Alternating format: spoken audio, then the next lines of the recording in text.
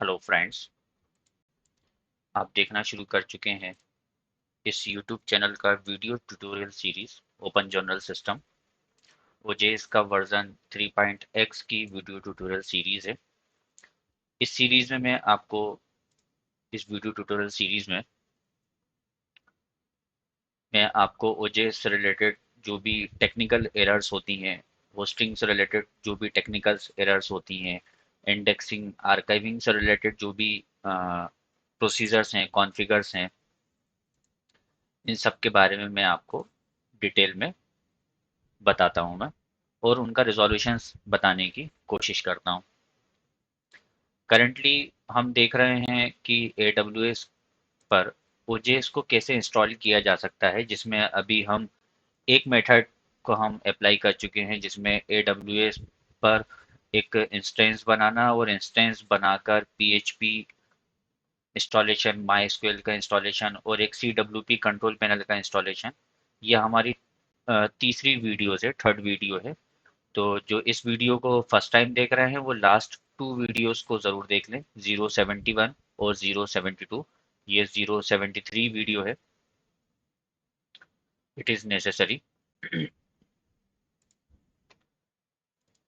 आपको इस वीडियो को डायरेक्ट अगर देखेंगे तो आपको पूरा समझ में नहीं आएगा, तो बेस्ट होगा कि आप पहले लास्ट टू वीडियोस ज़रूर देख लें।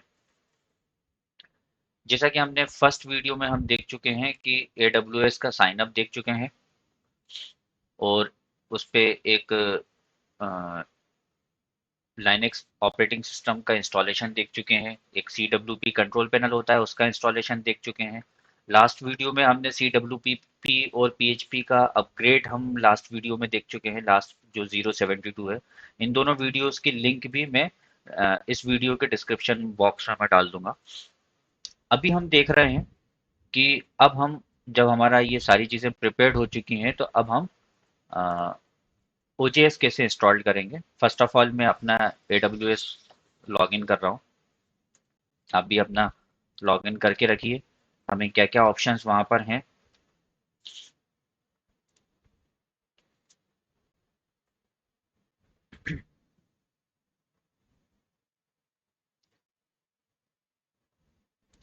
इंस्टेंस, ये ऑप्शन दिख रहा है इंस्टेंस, हमें इंस्टेंस ऑप्शंस में जाना है।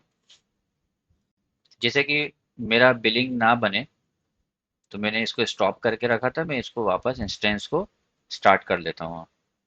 आप भी इंस्टेंस को, अगर आपका इंस्टेंस आपने कोई डेमो के लिए बनाया है, प्रैक्टिस प्रैक्टिस के लिए बनाया है, तो आप भी इस इंस्टेंस को स्टॉप कर सकते हैं।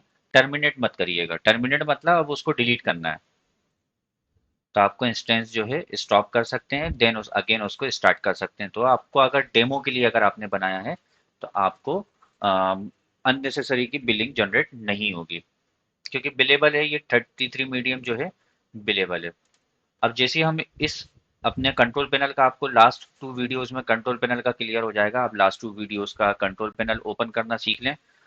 फिर भी मैं आपको बता देता हूँ इंस्टेंस की जो पब्लिक आईपी है, ये पब्लिक आईपी:2087 मतलब पोर्ट नंबर के साथ डालना है। ये मैं फिर से डाल देता हूँ। ओपन करेंगे। रूट का यूजर नेम पासवर्ड जो है आपको फर्स्ट वीडियो में मैं बता चुका हूँ, तो आप फर्स्ट वीडियो से रूट का यूजर नेम पासवर्ड जो भी आपने निकाला था वो निकाल लें।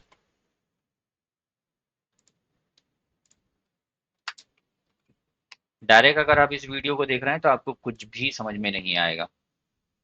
ये मैंने लॉगिन कर लिया।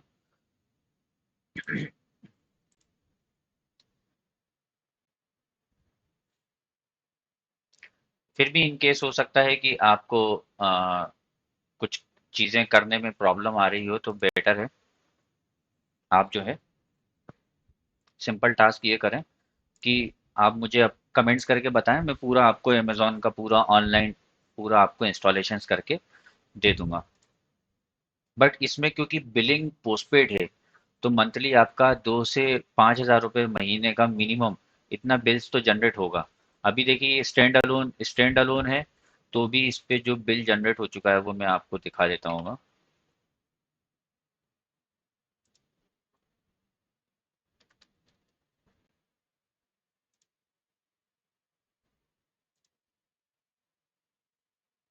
अभी स्टैंड अलोन है, अभी हमने इस पे कोई वेबसाइट नहीं चला रहे हैं और स्टॉप कर दिया था। अभी हमने सिर्फ 2 डेज की ही इस पे बिलिंग है।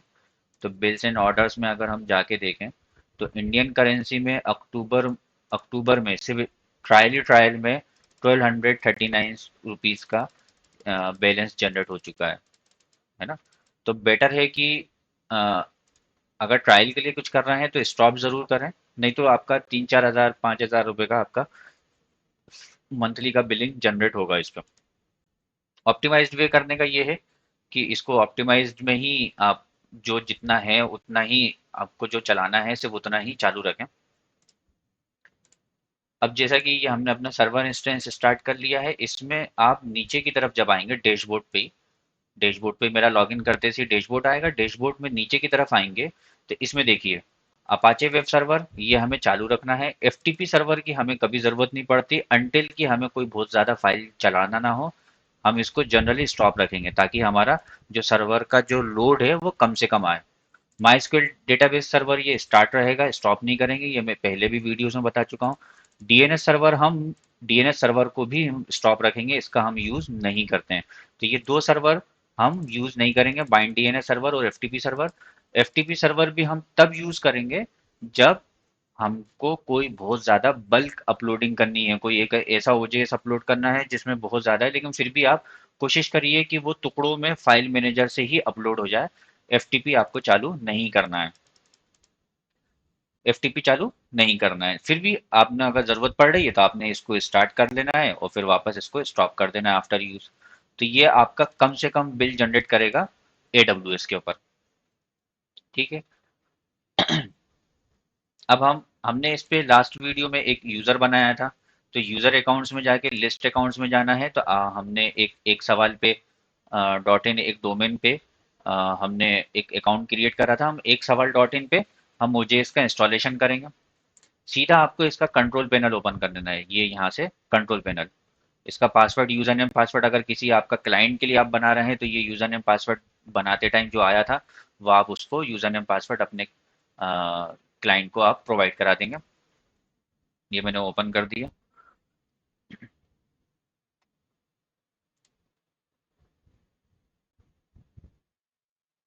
हम ये भी चेक कर लेते हैं कि क्या हमारा एक सवाल जो है पॉइंट हुआ कि नहीं हुआ। तो आपको अपना कमांड प्रॉम्प्ट ओपन करना है और उस पे पिंग कर देना है, पिंग PRACERT, पिंग, सॉरी, ये देखिए ये 3.108 3.108 201.166 201.166 ये हमारी पॉइंटिंग होने लगी है। लास्ट वीडियो में मैंने आपको इसका डीएनएस सेट करना बताया था कि वो कहाँ पर जाएगी।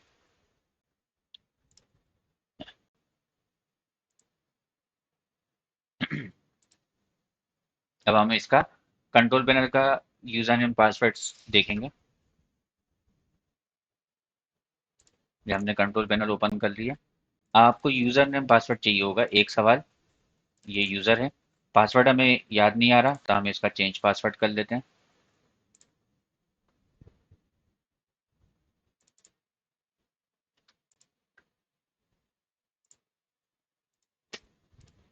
ये हमने पासवर्ड डाल दिया, लॉगिन कर दिया।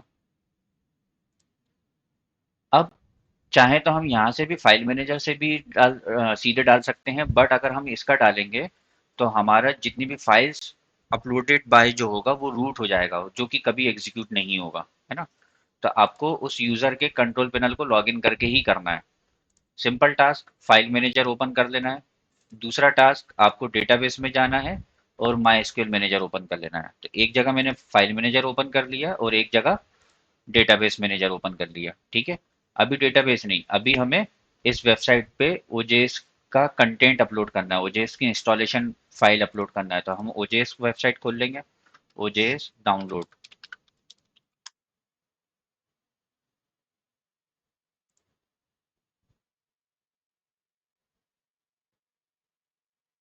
ओजेएस डाउनलोड की जो वेबसाइट है वो ओपन कर ली। अब इसमें जो latest version current production release जो आ रहा है 3.3.0 पॉइंट, जो 30 अगस्त 2021 को आया है, ये फाइल हम डाउनलोड कर लेंगे। इसको डाउनलोड करके हम कहीं एक जगह सेव कर लेंगे।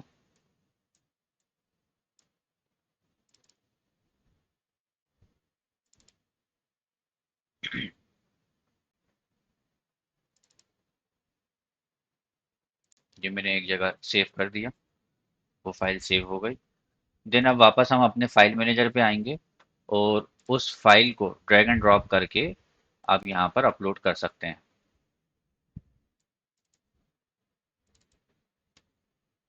अभी डाउनलोड चल ही रहा है। It takes time. जब तक डाउनलोड हो रहा है तब तक हम क्या करेंगे, एक मेरे पास फाइल पहले से डाउनलोड है, हम इसको भी ड्रैग एंड ड्रॉप कर सकते हैं। तो अपलोड पे गए और उस फाइल को हमने ड्रैग एंड ड्रॉप कर दिया।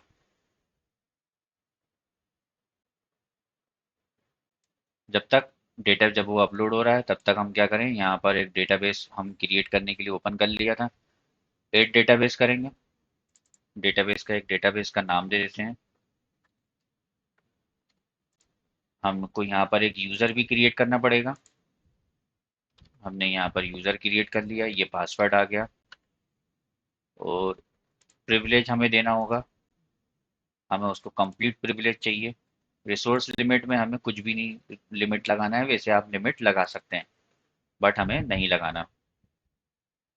ठीक है, ये डेटाबेस का नेम हो गया और ये यूज़र का नेम हो गया। फाइल हमारी यहाँ पर अपलोड हो चुकी है, क्लोज्ड। अब इसको हम यहाँ से एक्सट्रैक्ट कर लेंगे। ये दिख रहा है एक्सट्रैक्टर का बटन, सिंपल डीकम्प्रेस। डीकम्प्रेस हो गया। अब हमारी इस फाइल की ज़रूरत नहीं है, लेकिन फिर भी हम इस फाइल को रखे रहेंगे। इंड और ये एक फ़ोल्डर के अंदर उसने पूरी डायरेक्टरी डाल दी। यहाँ इस फ़ोल्डर को ओपन करा, ये फ़ोल्डर को ओपन करा, हम यहाँ से भी ओपन कर सकते हैं, यहाँ से भी। इस कंप्लीट को हमने सेलेक्ट करा। सेलेक्ट करने के बाद इस पे देखिए एक ड्रैग एंड ड्रॉप का बटन बना हुआ आएगा। ड्रैग एंड ड्रॉप का, ड्रैग एंड ड्रॉप से नहीं समझ में आ रहा तो ये मूव करके एक बटन दिख रहा है, मूव बटन पे क्लिक करिए। अब आपको कहाँ डालना है उसको, एक सवाल के पब्लिक एचटीएमएल में डालना है। ये सेलेक्ट कर दिया। सेलेक्ट करने के बाद मूव सेलेक्टेड फाइल्स, तो हमारी जितनी फाइल्स हैं वो पब्लिक एचटीएमएल के अंदर आ चुकी हैं। अब हमारी ये डायरेक्टरी जो है ब्लैंक है, हम इसको डिलीट कर देते हैं।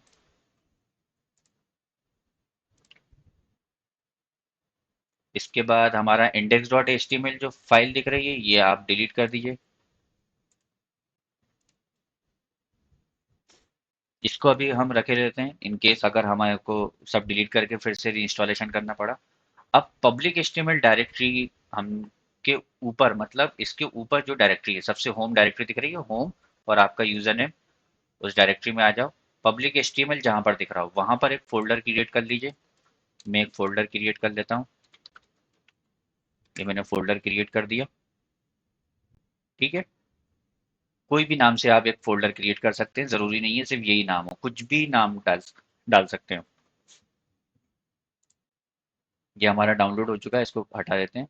न्यू टैब में अब हम उस वेबसाइट को ओपन करेंगे।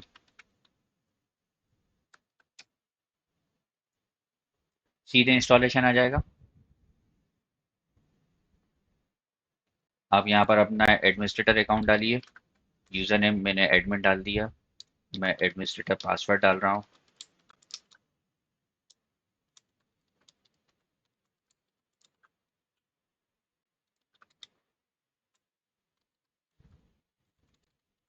ईमेल डाल दिया। ईमेल के बाद प्राइमरी लोकल इंग्लिश ही रहेगा। मल्टीपल लैंग्वेज है तो हम और कोई दूसरी लैंग्वेज भी चूज कर सकते हैं। कैरेक्टर सेट यूनिकोड यूटीएफ ही रहेगा। अब देखिए यहाँ पर क्या डाला हुआ है, होम एक सवाल के अंदर फाइल्स। अब फाइल्स नहीं, हमने इसकी जगह अपना कस्टमाइज नेम लिया हुआ है, तो वो कस्टमाइज नेम आपको यहाँ पर डालना है। ठीक है, allow file uploading yes 2 MB maximum. यहाँ पर आप डेटाबेस ड्राइवर का सिलेक्शन करना है। यहाँ पर आपका माई आई ही आएगा, ज़्यादातर में माई आई होता है। यूज़र नेम पूछा, वापस हम जाएंगे। डेटाबेस का यूज़र नेम ये रहा, यूज़र। ये मैंने यूज़र डाल दिया। अब पूछ रहा है डेटाबेस का नेम, ये मैंने डेटाबेस का नाम ले लिया, कॉपी डेटाबेस का नेम। अब पूछ रहा है पासवर्ड, हम पासवर्ड नोट नहीं कर पाए थे, कोई बात नहीं, हम इसका चेंज पासवर्ड कर लेंगे। रैंडम जनरेट, थोड़ा कॉम्प्लेक्स सा ले लिया, चेंज पासवर्ड। अब ये हमने पासवर्ड डाल दिया। ओ ए आई प्रोटोकॉल जो रिपोजिटरी आइडेंटिफाइड्स, ये बहुत इंपॉर्टेंट होता है। बहुत सारे लोग इसके बारे में जानते ही नहीं है। मैंने आपसे पहले भी कई सारी वीडियोस में मैंने बोला है कि रिपोजिटरी बहुत ज़रूरी होता है। कई सारी आर्काइविंग एजेंसीज तो बिना रिपोजिटरीज के आपको इंडेक्सिंग अलाउड ही नहीं करती हैं। और ज़्यादातर ओजेएस इंस्टॉलर इस रिपोजिटरी में ही मिस्टेक करते हैं। और मैक्सिमम तो क्या करते हैं, इस रिपोजिटरी को बहुत लाइटली ले लेते हैं। इसको बहुत लाइटली ले लेते हैं, इसको मतलब सीरियसली ना लेते हुए बस इसको एक अननेसेसरी का आइटम समझ के बस आगे बढ़ जाते हैं। नहीं, सबसे important task open archive initiative का जो रिपोजिटरीज है वही है, आइडेंटिफायर ही है। और आइडेंटिफायर अगर आपने किसी का डुप्लीकेट ले लिया, ये यूनिक होना चाहिए। तो हमने एक सवाल डॉट इन डाला, डोमेन नेम डाला है, तो वो ऑटोमेटिकली यूनिक हो जाएगा। नेक्स्ट हम install open general system.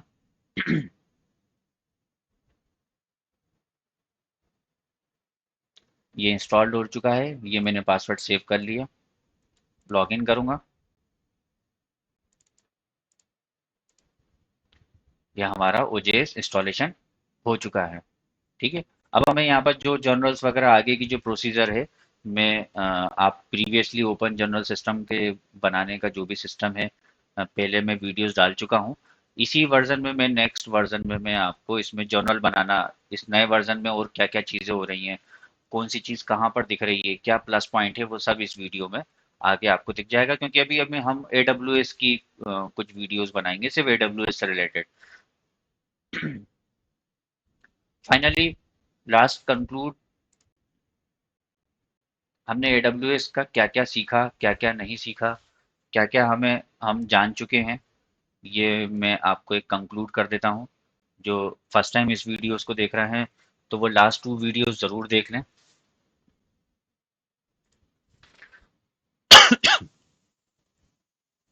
Finally हमने क्या क्या देख चुके हैं। हमने AWS का इंस्टेंस क्रिएट करना बनाया, इंस्टेंस देखा। ठीक है। इंस्टेंस में टाइप ऑफ इंस्टेंस हमने डिस्कस करा, तो टाइप ऑफ इंस्टेंस में क्या चीज़ हमने फाइनल करा कि T3 मीडियम से नीचे नहीं होना चाहिए।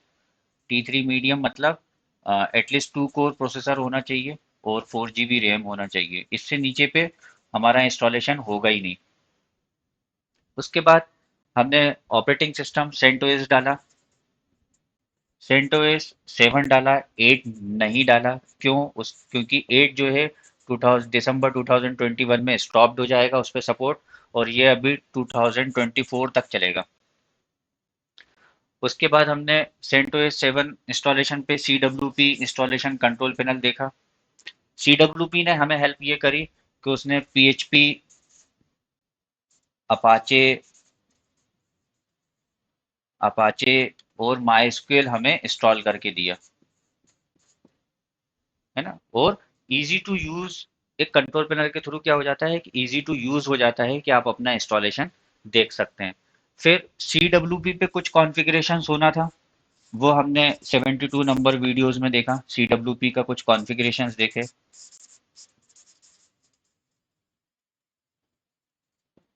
अभी हमने करंट वीडियोस में OJS का इंस्टॉलेशन देखा और कुछ सेटिंग्स देखी।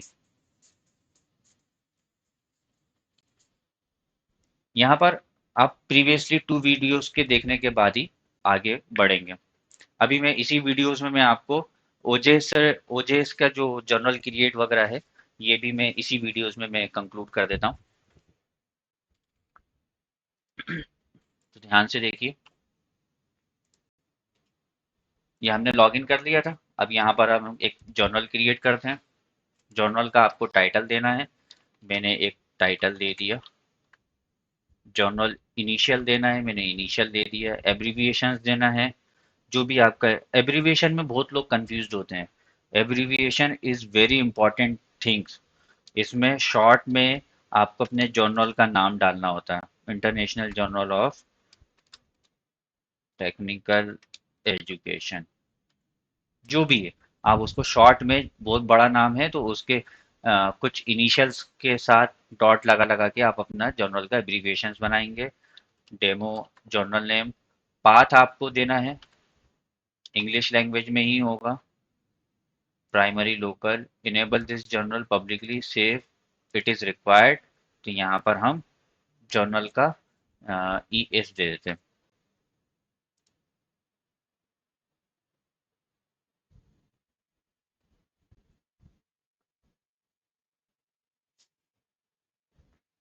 अपीयरेंस डिफ़ॉल्ट थीम ही रहने दीजिए। Short journal summary, header background image save, language okay, search indexing okay, restrict bulk emails, admin बोल रहा है कि आप बल्क ईमेल इनेबल करना है, ओके सेव। लेकिन AWS पे आपका ये बल्क ईमेल चलता ही नहीं है, आपको उसके लिए अलग से ही डेटा सेंटर पे आपको कॉन्फ़िगर करना पड़ता है। AWS के अंदर आपका कोई बहुत पुराना अगर जर्नल है, बहुत सारे यूज़र्स हैं, आप बहुत सारे मेल्स भेजना चाहते हैं ओजेएस के थ्रू, तो वो कभी भी पॉसिबल नहीं है, एसएमटीपी ओजेएस के अंदर नहीं चलता है।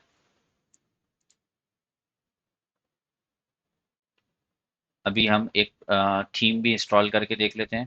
इसमें एक ही थीम डली है, चाइल्ड मेन्यूस्क्रिप्ट थीम डाल देते हैं। जो जो प्लगइन्स ज़रूरत पड़ती हैं वो डाल देता हूँ। जैसे क्विक सबमिट ऑलवेज ज़रूरत पड़ती है, हम इसको इंस्टॉल कर लेंगे।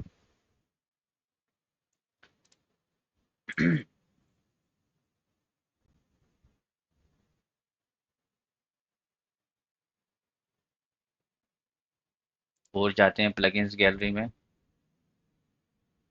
हमको थीम देखना था, manuscript default child theme.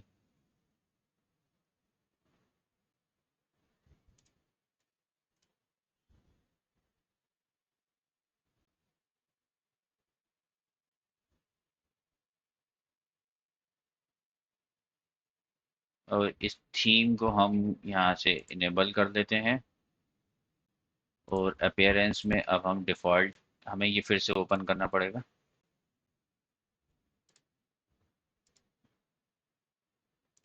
Save, view करके देख लेते हैं।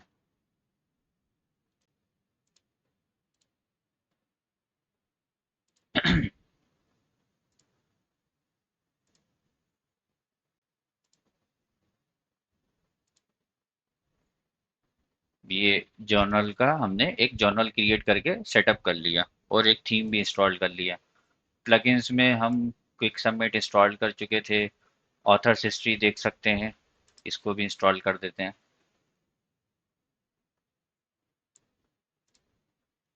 जो नेसेसरी प्लगइन्स की हम प्रीवियसली भी कुछ वीडियोस बना चुके हैं, आप वो देख सकते हैं।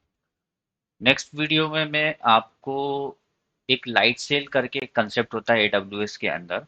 लाइट सेल मतलब आप किस तरीके से कई लोग क्या है जर्नल वर्डप्रेस के थ्रू भी चलाते हैं, वर्डप्रेस पे भी जर्नल चलाते हैं, तो मैं लाइट सेल एक कंसेप्ट है, उस कंसेप्ट के थ्रू हम कैसे वर्डप्रेस इंस्टॉल कर सकते हैं वो हम नेक्स्ट वीडियो में देखेंगे। अभी हम एट दिस भी इंस्टॉल कर सकते हैं। तो ऐसे कई सारे थीम्स हैं, प्लगइन्स हैं और मल्टीपल टाइप ऑफ प्लगइन्स हैं, वो हम इसमें इंस्टॉल कर देंगे। एट दिस सोशल मीडिया के लिए होता है।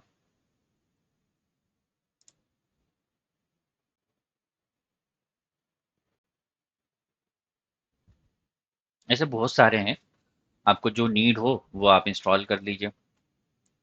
जर्नल सेटिंग्स,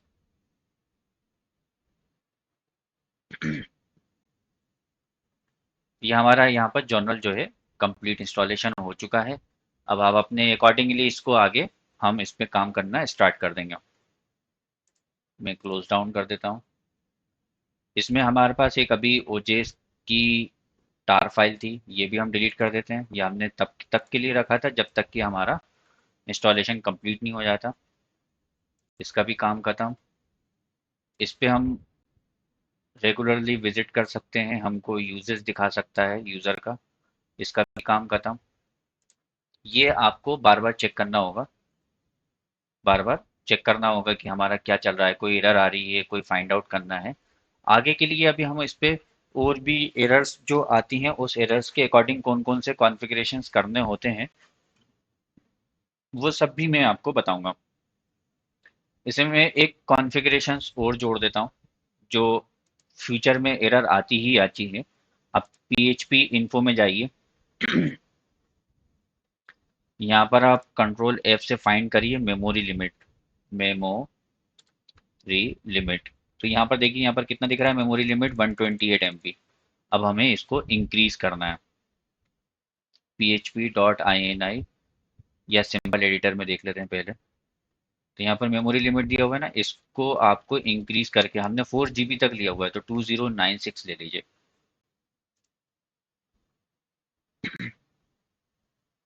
ठीक है, 2096 मतलब हमने इसको 2 GB दे दिया है। और हमारे पास टोटल रैम कितनी अवेलेबल है, कितनी हमने लिया हुआ है यहाँ से हमने टोटल रैम जो ली हुई है वो 4 GB ली हुई है। तो हमने 2 GB हमने सिर्फ पीएचपी को दे दिया है। बाकी 2 GB पे ऑपरेटिंग सिस्टम, कंट्रोल पैनल, ये सब चलते रहेंगे। तो रैम का फुल यूज पे भी कोई बिलिंग नहीं है, बिलिंग सिर्फ इंस्टेंस के सीपीयू पे ही है। अमेजॉन कंप्यूट पे ही बिलिंग है। इसको मैं दिखा देता हूँ। सिर्फ हमारा कंप्यूट, इलास्टिक कंप्यूट पे ही बिलिंग है। डेटा ट्रांसफर पे तो तब होगी जब वेबसाइट पे बहुत ज़्यादा विजिट्स आएगी। तो हमारा T3 मीडियम देखिए, एक सीपीयू दिख रहा है इंस्टेंस की पर आवर की बिलिंग, मतलब 13.80 अकेले उसी की बिलिंग है। उसके बाद एसएसडी की थोड़ी बहुत बिलिंग है, और इलास्टिक आईपी एड्रेस जो हमने लिया हुआ है उसकी बिलिंग है। तो यहाँ रैम पे कोई बिलिंग नहीं है, तो हम रैम, अगर हमारा 2 कोर के बजाय कोई और रैम भी बढ़ जाता है तो कोई इशू नहीं है। तो हम यहाँ पर पीएचपी को हमने फुल कॉन्फ़िगरेशन दे दी। ऐसे और भी कई सारी कॉन्फ़िगरेशंस होती हैं पीएचपी की। मल्टीपल टाइप्स ऑफ वेरिएबल्स होते हैं जिसके थ्रू हम पीएचपी को कमांड दे सकते हैं कि उसको क्या क्या करना है। ऐसे कई सारी होती हैं। मेजरली इसकी एरर ज़रूर आती है कि डेटाबेस कनेक्शन एरर की एरर आने लगती है। तो उसके लिए ज़रूरी है कि आप पीएचपी को ये सेटिंग दे दें सिंपल एडिटर से। और भी हैं, अपलोड साइज आपको देखो इंस्टॉलेशन के टाइम पे उसने बताया था 2 MB अपलोड साइज है, हम इसको बढ़ा सकते हैं।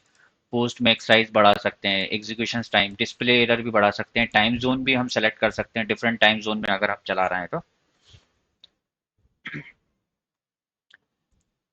ये हमारा क्लोज डाउन हो चुका। अब हमें इसको वापस, क्योंकि हमारा ये डमी है, तो हमने EC2 में जाके हमें इस इंस्टेंस को स्टॉप कर देते हैं ताकि बिलिंग हमारी अननेसेसरी ना बढ़े।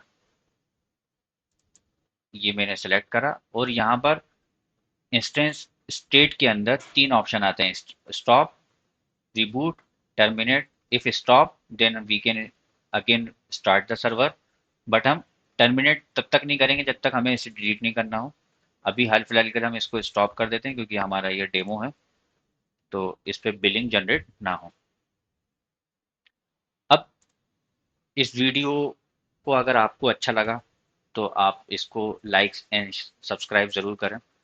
इस चैनल को आप सब्सक्राइब कर लीजिए और बेल आइकन प्रेस कर दीजिए ताकि आपको सभी वीडियो ट्यूटोरियल सीरीज के अलर्ट्स मिल सकें। किसी तरह का कोई प्रॉब्लम्स आ रही हो, कोई किसी तरह का कोई टेक्निकल एरर आ रही है, तो आप मुझे कमेंट्स करके बताइए, उसका सॉल्यूशंस देने की मैं कोशिश करूँगा। इस वीडियो में बस इतना ही। Thank you.